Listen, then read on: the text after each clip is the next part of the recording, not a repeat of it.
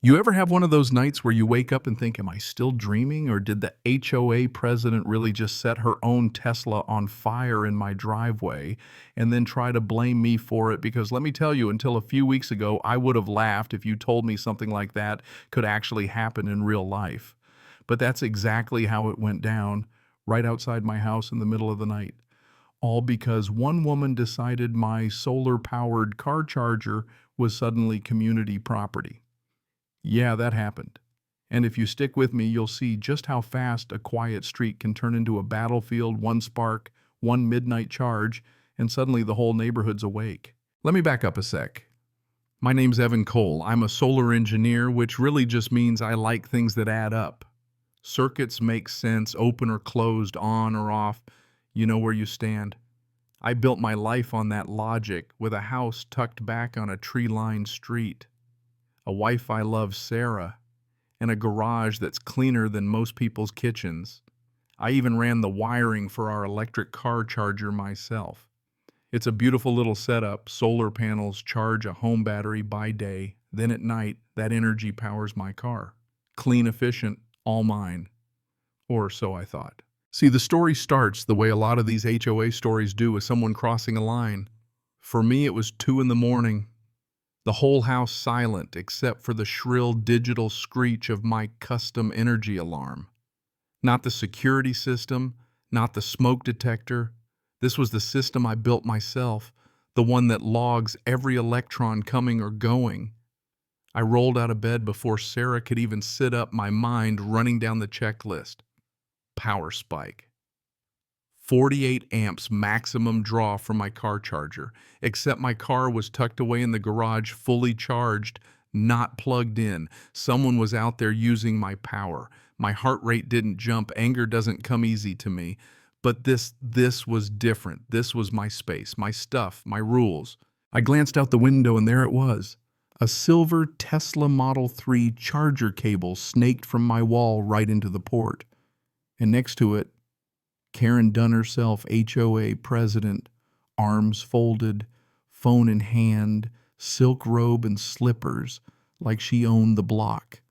Not sneaking, just standing there like she was borrowing a cup of sugar. You know what I mean? That sense of absolute entitlement, it's staggering. So I pulled on my jeans, skipped the shirt, and headed outside. Sarah called after me. Be careful, you know how she is. Yeah, I knew. Karen ran the HOA like she was the sheriff in a one-horse town. She'd fine you for a dandelion, write you up for a mailbox, but her rose bushes could strangle the neighbor's fence, and that was just community beautification. I stepped out into the cool night concrete, cold under my feet, the charger humming softly as my solar power filled her battery. She didn't even flinch when I came up. Evening, Evan. Or is it morning, she said, all honeyed voice and fake warmth. I asked her deadpan what she was doing. Just getting a little top up. Long day, forgot to plug in. You know how it is. I said, no, Karen. I don't know how it is because this is not a public station. She let out this little condescending laugh, said, we're a community, that's what the C in HOA stands for, and patted my charger like it belonged to her. I told her straight, it's private property, you're stealing electricity. That smile vanished fast. She stiffened up all business. Stealing is a harsh word, Evan. I'm the president, given its placement and the benefit to the neighborhood's green image. I'd argue your charger is a shared resource. That's when you realize logic just left the building. My house a community asset because Karen said so. Unplug your car. I told her, voice cold, not yelling, just done. She looked me right in the eye, defiant. Or what? Make a scene. I'm sure there's a bylaw about that. I knew then this wasn't about power, not the kind that runs a car.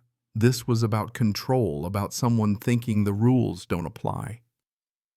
I stood there, feet numb, anger burning, and realized a simple argument wouldn't fix this. She'd declared war and I was going to build a system she couldn't beat. Next morning I went to work. The anger had cooled, turned into resolve. First I ordered a steel lockbox for the charger combo lock, weatherproof the works. But that was just a wall, and Karen, she's persistent. So I added a hidden breaker in the attic, kill the power with one flick, and the charger becomes a brick. Still, that wasn't enough. I wanted brains, not just brawn. I wired up an RFID system like the key cards at work. Only my card or Sarah's phone could turn the charger on. Took a weekend, every wire perfect, every relay tested, fortress mode engaged. Sarah thought maybe I was going overboard. "Is all this really necessary?" she asked, watching me test the system. When you're dealing with someone who thinks community means whatever I want to take, yeah, it's necessary. But I wasn't done. Because if she broke the lock or found a loophole, it'd be my word against hers. So I built a black box, installed a monitor that logged every blip of voltage, every attempt to use the charger. And if there was a fault or someone tried to hack it, it'd trigger an alert to my phone and cut the power. The thing was, a digital notary recorded everything, didn't care who was standing there. Just the facts every second. A week later, just after midnight, the trap was set. I got the alert, unauthorized access attempt. Karen, of course. But this time, she'd brought her own cheap adapter and was plugging into a regular outlet I used for holiday lights. No lock, no RFID, just bare wires and wishful thinking. I watched through the blinds as she fumbled, jammed the adapter into the Tesla, muttered to herself, frustration giving way to victory as she plugged into my wall. For a moment, nothing happened. Then it all went wrong. A sharp sizzle, a blinding blue-white flash, the pop of plastic exploding, and suddenly, thick smoke pouring from the port. Karen screamed and stumbled back. My heart stopped. An electrical fire right there, her arrogance made real. I grabbed my Class C fire extinguisher, sprinted outside, shouted for her to move, and blasted the flames out in a second flat. Silence then, except for the chemical smell and the sound of Karen gasping. And you know what she did? She looked at the melted, burned mess on her car, then at me and screamed, "You did this. You sabotaged my car." The sheer audacity. Unreal. She lunged for my monitor box, pried it open, ripped out the SD card with all the data, and bolted across the lawn. I chased her, barefoot, adrenaline in overdrive, vaulting bushes, dodging garden gnomes. Tommy, the neighbor, yelling, porch lights flicking on. She tried to play the victim as soon as the sheriff rolled up crying and claiming I attacked her. I stayed calm, told the officer what happened, pointed out the stolen SD card, explained the setup, and let the facts speak for themselves. Karen tried to hide the card, but the deputy made her hand it over, bagged it as evidence. And then the real twist, neighbor Mrs. Gable had security footage from her porch cam, and Tommy's doorbell camera had audio of Karen shrieking lies at me.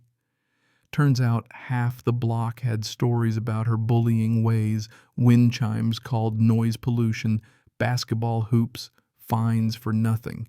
With the footage, the fire marshal's report, and the logs from my system, the truth came out. It wasn't just a weird feud anymore. It was a full-on community reckoning. A local reporter picked up the story, aired the whole thing, permits security measures, footage of Karen breaking in her adapter, causing the fire, the chase, everything. Suddenly, Karen wasn't just an overreaching HOA president. She was a public punchline.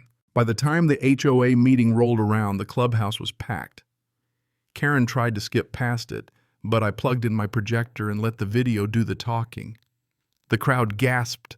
The board looked sick, and when I called for a vote to remove Karen, every hand in the room went up except hers. She was out just like that. Restitution for the damage, restraining order, peace restored. Neighbors shook my hand. Sarah squeezed my arm, and for the first time in weeks, the house felt safe again. But here's the thing, what would you have done if your neighbor tried to turn your own home into her personal charging station and then tried to frame you for the mess she made? Would you fight or just let it slide? Drop your stories in the comments. Let's talk about justice, about boundaries, and about what real community means. Because sometimes you have to fight fire with logic in a really good security system. If you made it this far, hit that like, share your own HOA nightmares, and let's keep the conversation going maybe together. We can make sure no one else wakes up to a midnight electrical showdown.